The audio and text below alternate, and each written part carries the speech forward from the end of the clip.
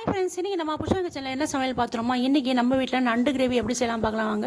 ஒரு சட்டியை வச்சு எண்ணெயை ஊற்றி அதில் வந்து கடுகு ஜீரகத்தை போட்டு தாளிச்சிட்டு அப்புறம் வெங்காயம், பச்சை மிளகா, கருவேப்பிலை, கொத்தமல்லி, இஞ்சி பூண்டு பேஸ்ட்டு போட்டு நல்லா வதக்குங்க. அப்புறம் தக்காளியை போட்டு நல்லா வதக்குங்க. தக்காளி வதக்கினதுக்கப்புறமா நம்ம நண்டு கழுவி வச்சுருக்கோம், அந்த நண்டையும் அதோடு சேர்த்து நல்லா வதக்கணும். வதங்கினதுக்கப்புறமா அது கூட நம்ம கொஞ்சம் மஞ்சத்தூள், தேவையான அளவுக்கு குழம்பு மிளகாத்தூள் போட்டுங்க. உங்களுக்கு எவ்வளோ காரம் வேணுமோ அந்த அளவுக்கு போட்டு நல்லா வதக்குங்க. அப்புறம் உங்களுக்கு எவ்வளோ கிரேவி வேணுமோ அந்த அளவுக்கு தண்ணி வச்சு லேசாக உப்பு போடுங்க. நண்டு ஆல்ரெடி உப்பு இருக்கும். நல்லா கிண்டி விட்டுட்டு மூடி வைங்க. நல்லா தளன்னு கொதிக்கட்டும். அதுக்குள்ளே நம்ம தேங்காய், சோம்பு, மிளகு இது எல்லாத்தையும் நல்லா அரைச்சிடுவோம். அரைச்சி இது நல்லா திக்கானதுக்கப்புறமா அதோடு சேர்த்து நல்லா கொதிக்க விடுங்க. அதுவும் நல்லா திக்காகி எண்ணெய் பிரிஞ்சு வரும்பொழுது நம்ம கொத்தமல்லி தூவி இறக்கிட்டோம்னா நம்மளுடைய நண்டு கிரேவி ரெடி ஆகிடும். ரொம்ப சூப்பராக இருக்கும், சுவையாக இருக்கும், டேஸ்ட்டாக இருக்கும். சாப்பிட்டு பாருங்கள், செஞ்சு பாருங்கள். Thank you friends. நம்ம சேனலுக்கு லைக் பண்ணுங்கள், ஷேர் பண்ணுங்கள், கமெண்ட் பண்ணுங்கள், சப்ஸ்கிரைப் பண்ணுங்கள்.